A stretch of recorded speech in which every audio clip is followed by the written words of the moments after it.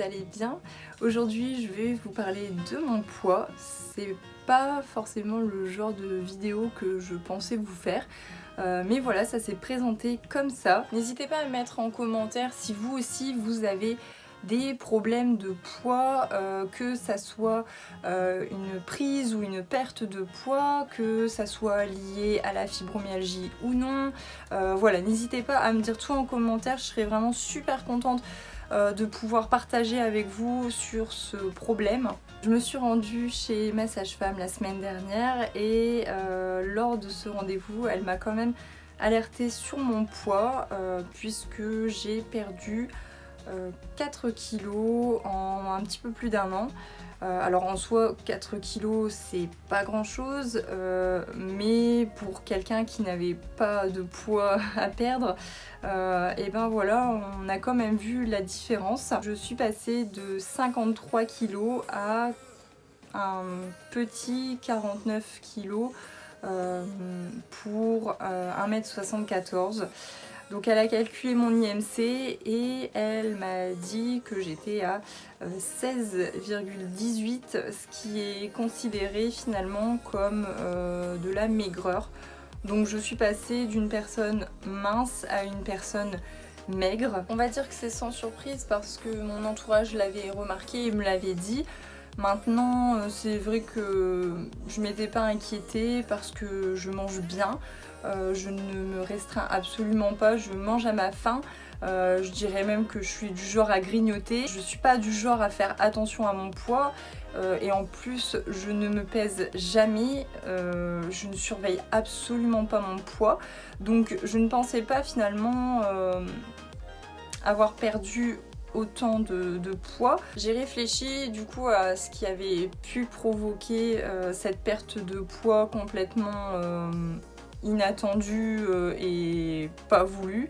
La première raison, ça peut être la fibromyalgie, puisque on peut avoir un changement de poids dû à la maladie, que ça soit une perte de poids ou une prise de poids. En deuxième, peut-être l'allaitement, puisque on sait qu'après l'accouchement, l'allaitement permet de perdre plus vite les kilos de grossesse. Maintenant, jusqu'ici, bah oui, ça m'avait fait perdre mes kilos de grossesse, mais après par la suite, ça m'avait pas fait perdre de poids.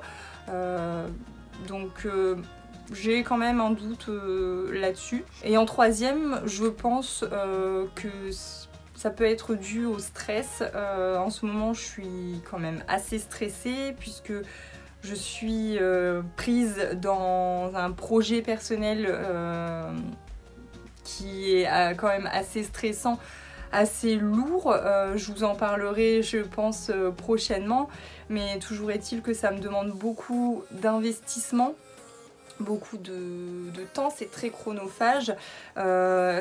C'est aussi une grosse charge mentale, donc voilà, je pense que tout ça fait que forcément ça génère du stress, et le stress c'est très énergivore, et voilà, je pense qu'en fait ça pompe beaucoup d'énergie et sûrement que je n'en prends pas assez. Donc là concrètement, qu'est-ce qui va se passer? Comment est-ce que je vais pouvoir résoudre ça? Et ma sage-femme m'a prescrit déjà un bilan sanguin pour voir si je suis pas anémiée, et elle m'a donné le contact d'une diététicienne ou une nutritionniste, je sais plus. À vrai dire, je connais pas la différence entre les deux. Si vous la connaissez, n'hésitez pas à la mettre en commentaire. Voilà, je vais pouvoir en savoir un petit peu plus sur mon poids, et puis peut-être justement mettre le doigt sur la raison de cette perte de poids. Je crois qu'elle va aussi me donner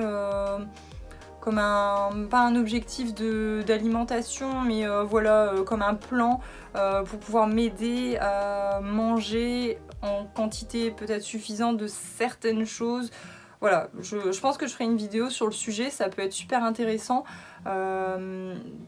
parce que finalement, bah, là, j'en sais pas plus, j'ai pas encore rencontré cette personne, donc voilà, je vous en dirai un petit peu plus quand le rendez-vous sera passé. Voilà, c'est ce que je pouvais vous dire pour l'instant sur ma perte de poids.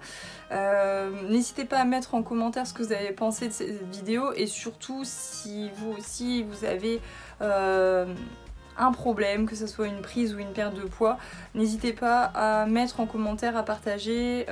Je serais vraiment super contente de pouvoir discuter avec vous sur le sujet. Je vous retrouve dans une prochaine vidéo et en attendant, prenez bien soin de vous. Ciao!